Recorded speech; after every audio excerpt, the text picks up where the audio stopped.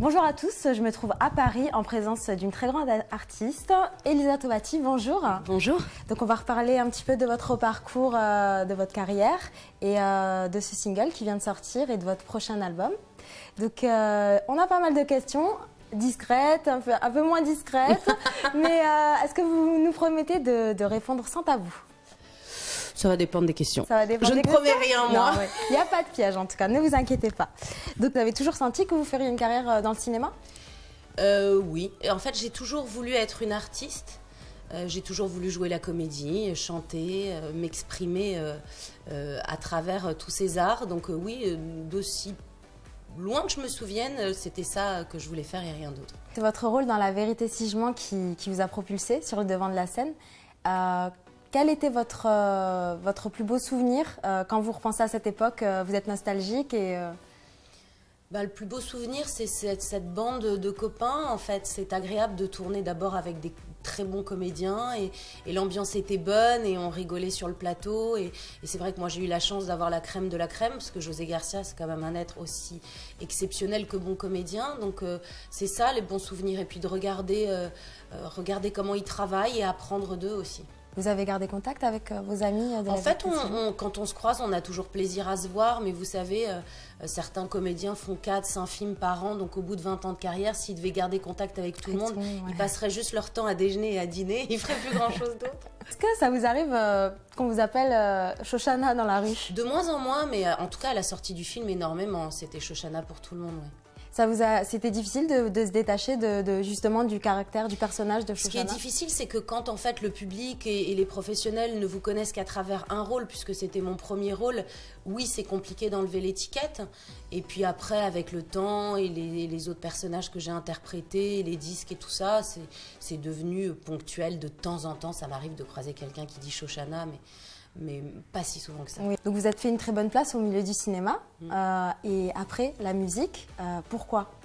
En fait, c'était pas après la musique, c'est en même temps. C'est en même temps? Quand je tournais La Vérité si je mens, j'avais déjà mon premier album qui sortait, le premier single aussi. Donc j'ai tout de suite fait des albums. Mon premier album, j'avais 20 ans, je crois. J'en suis au 5e album maintenant. Et donc j'ai fait les deux ensemble pour les raisons que je vous ai expliquées tout à l'heure. Pour moi, c'était un équilibre de vie. Ça me permettait de m'exprimer, moi qui suis un peu boulimique du travail, sans être en attente d'un rôle. Et ça vous laisse beaucoup de temps quand même le cinéma, parce que malgré les promotions, quand on tourne 2 films par an, qui est quand même un bon rythme, ce n'est que 60 jours sur 360, donc ça vous laisse la possibilité quand même de faire autre chose à côté. Dans la musique, quels sont les artistes avec qui vous avez pris le plus de plaisir à travailler avec? Moi, je suis un peu une éponge, donc j'aime regarder, observer, prendre le meilleur, aussi voir ce que moi, j'aurais pas fait.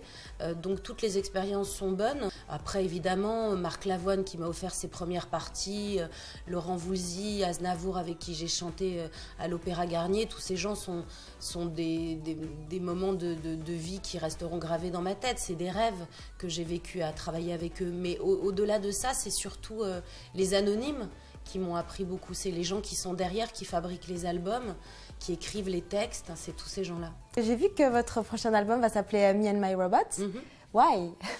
Parce qu'en fait, c'est une histoire, j'ai écrit une fiction, l'histoire d'une jeune fille qui vit à Tokyo, qui s'appelle Mi, qui va trouver sur le pas de sa porte un jour une caisse, et dans cette caisse, il y a un humanoïde.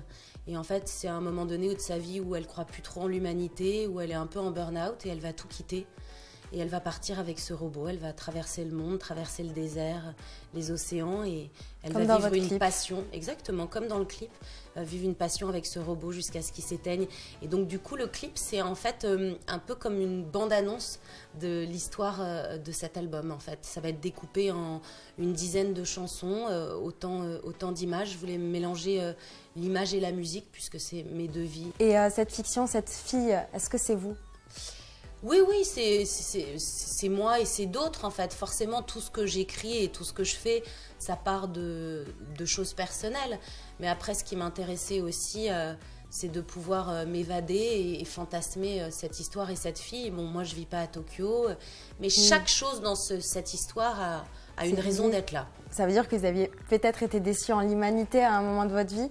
Exactement, oui, exactement. Pourquoi? Et ben, je pense que c'est pas très difficile depuis quelques années de se dire que finalement, probablement, les robots doivent être plus humains que les êtres humains. Vu tout ce qui s'est passé, vu tous les attentats, et à un moment donné, vous dites, et si j'allais cultiver mes tomates au soleil, et surtout loin des êtres humains. Je sais que vous chantez beaucoup en anglais aussi, c'est un choix ou vraiment En fait, j'aime bien chanter en anglais et en français, et puis Il nous faut, ça a été un succès où justement la chanson était en français et en anglais, ce qui m'a permis de pouvoir continuer de faire des chansons dans les deux langues. Et vous aimeriez peut-être avoir un featuring avec un artiste anglo-saxon et qui, par exemple pas. James Blunt. Ah oui, j'aime bien. Oui, je verrais bien. Il a une espèce de sensibilité comme ça, je ferais bien une chanson romantique à la Il nous faut avec lui. Ah ouais. Merci Elisa pour ce moment et je vous retrouve très bientôt pour une nouvelle émission de Pas secret entre nous. Bonjour, c'est Elisa Tovati, je fais plein de bisous à public.fr.